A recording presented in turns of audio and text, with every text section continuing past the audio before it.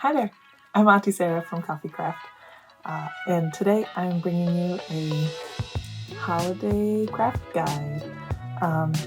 I really enjoy the hairbows and bow ties that you can see some cute family portraits of, so I want to make a couple sets of those for some of my friends this year, and I figured I'd show you how I do two different versions, one where it's sewn and one where it's a ribbon based. So depending on your willingness to use a sewing machine, you can get away with just using ribbon if you'd like. But let's grab ourselves a hot cup of motivation and let's get started. We're going to start by just making the bow, and that's going to be the same whether it's on a hair bow or if it's on a bow tie. But we're aiming to get something that is about 10 inches long. Let's see, for each one. We'll start by making one to make sure that that's the style we want before we waste this whole roll here. So this measures out to 10. We're going to give it a little snip here.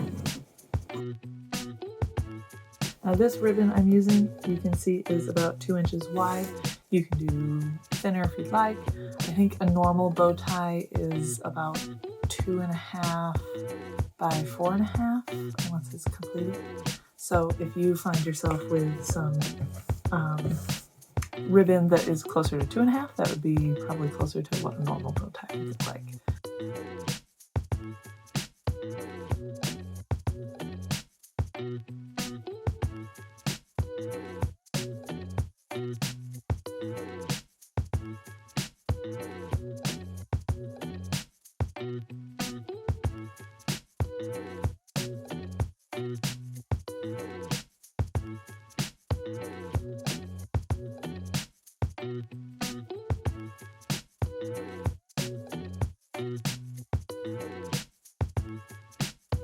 So since these are pretty small things to sew, I'm going to show you how to use hand sew in case you don't have a sewing machine figure. Since these are not going to be, tugged on a lot, really under a lot of strain, embroidery floss is totally fine to sew with. If you were sewing a longer seam that, is going to be under a lot more stress and strain, you're going to want to use actual sewing thread. And that's what we'll use for that other stuff anyway. I'll show you 2 minutes. So to start, we don't really need the full thickness here, so I'm just going to split this floss in half. But if you're just using sewing thread, that's just as simple that way too. So if you check out if you check out the CoffeeCraft.org website, actually you can go to the About section and see a lot of different gifts showing different techniques, and you can actually already go there and see a technique for doing a straight stitch or a back stitch, whichever you prefer to do, how do you thread a needle, things like that. If you really want to see this kind of step on repeat so you can get it yourself, it's already available for free. Don't cost you nothing. Alright, so I've threaded my needle. I have tied a knot at the end of it. Now I'm just going to do a running stitch on the very edge of this small piece. Now none of this needs to be perfect. This seam, first off, it's going to be on the inside because we're going to flip this piece right side out when we're done. And it's also going to be rotated so that the seam is on the inside of the wrap. So it's not going to be seen, it's not a big deal, it just needs to be closed. So now just make sure that you flattened it out so there's not a lot of tension, and then we're just going to tie a quick knot here. And just to make sure that that doesn't come out, I'm going to just kind of sew it into it a couple times, just in the same spot, back and forth.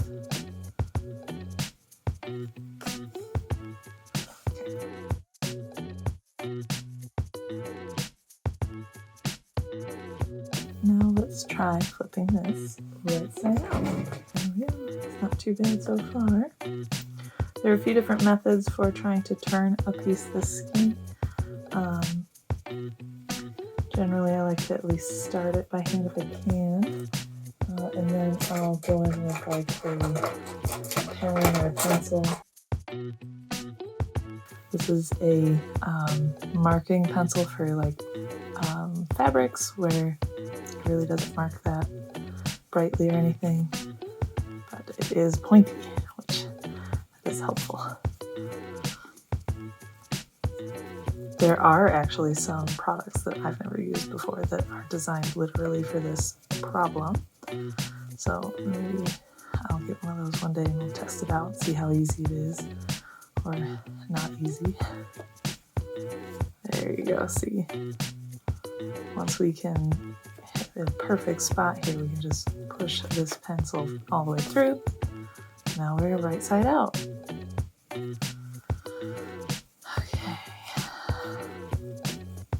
Excellent. So you see there's no edge here because we sewed it right sides together. We'll just fix that. And from this side, it is now just about 1 inch, which is what I was looking for. Excellent.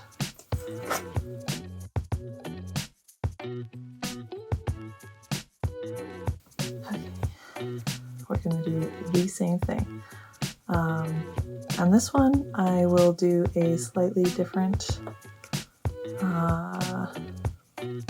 technique here. I'll show you the back stitch. Alright, so I'm just picking up, I don't know, maybe a millimeter forward, going all the way through, back to the stitch I was on. Do the same thing, do it a little bit forward. Actually, get rid of this guy.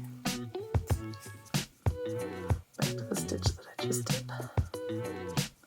So now this will be a much stronger seam compared to the running stitch. But, you know, again, neither of these seams are going to be under a lot of tension. So it's really not that big a deal. You don't have to be the best sewer in the world in order to do this project. And again, this seam, we're going to do the same thing where we will align it to the back of the bow at the end of it anyway. So hopefully, if it's not a perfect seam, it's really not going to be visible or an issue. But I do think that this is a good opportunity to show you that the embroidery stitches are honestly just sewing stitches. So it's all the same, and they can be used to keep seams closed, as well as more decorative designs. Okay, so we've reached the end, so I'm going to sew in the same spot a couple times just to kind of lock it in here.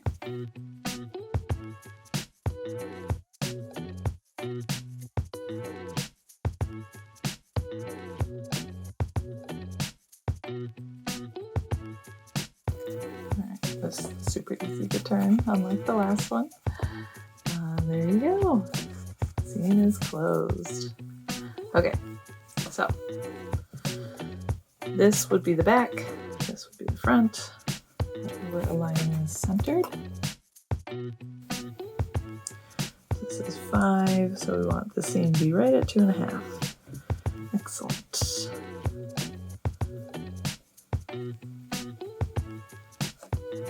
And roll it, roll it, and roll it.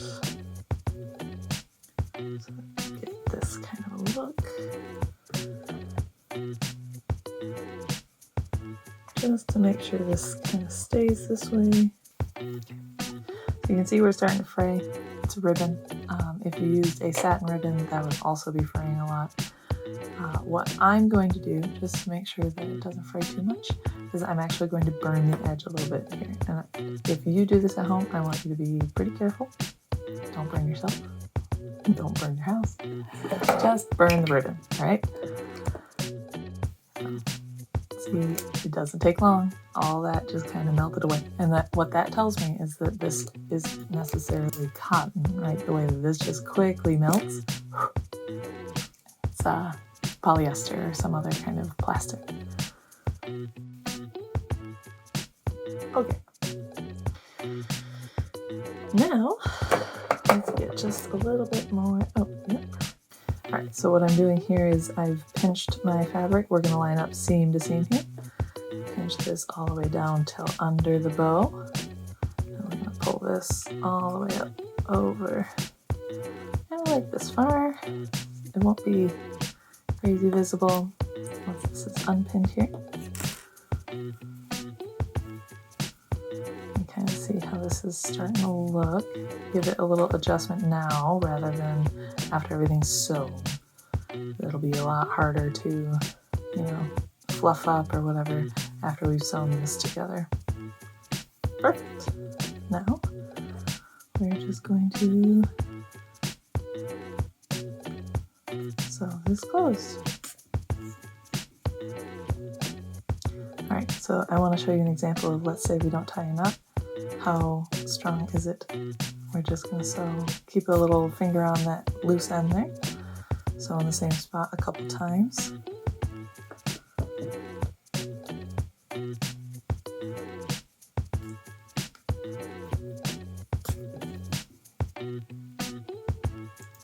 Alright, see how I'm pulling on it?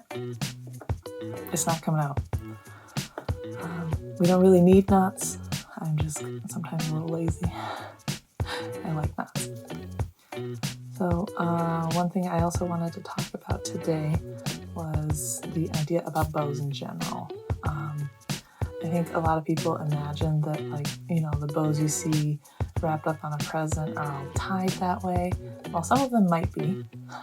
A lot of them are literally done like this, where they're two squares and you pinch one and wrap it with the other. There's nothing wrong with either way. It's just, if you can't get that perfect bow and you're wondering how on earth these crazy people are so much better at this than you, just know that there's generally a secret. If it's too complicated for you to imagine how it's being done, a lot of times it's not being done the way that you're thinking. And that just comes with time and experience, right? So it's always worth giving it a shot, see if it is just as easy as you think. But, if you struggle with something for a while, it's always good to look up and just see how other people suggest you do it. You learn something along the way. So we'll just snip off the loose ends here. And there we go. First bow is done. Super duper cute, right?